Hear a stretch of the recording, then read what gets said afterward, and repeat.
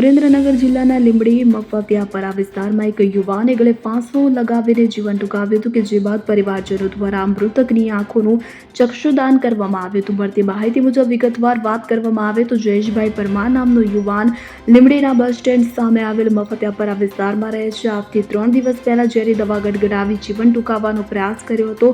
તાત્કાલિક હોસ્પિટલમાં સારવાર મળતા સદનસીબે જયેશભાઈ બચી ગયા હતા.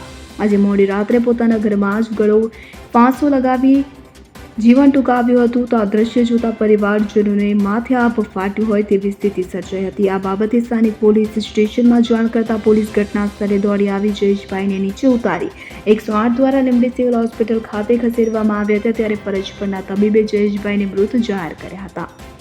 પરિવારજનોની પરવાનગીથી જયેશભાઈ પરમારની આંખોનું ચક્ષુદાન કરવામાં આવ્યું હતું. ત્યારે આ બાબતે પોલીસ દ્વારા આત્મહત્યાનો ગુનો નોંધી વધુ તપાસ હાથ ધરી છે. ત્યારે આવું પગલું જયેશભાઈએ કેમ ભર્યું તેનું કારણ હાલ અકબંધ છે.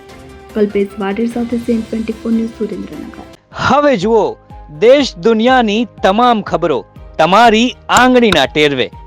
ઉઠાવો મોબાઈલ અને Google Play Store પરથી ડાઉનલોડ કરો અમારી CN24 ન્યૂઝ મોબાઈલ એપ.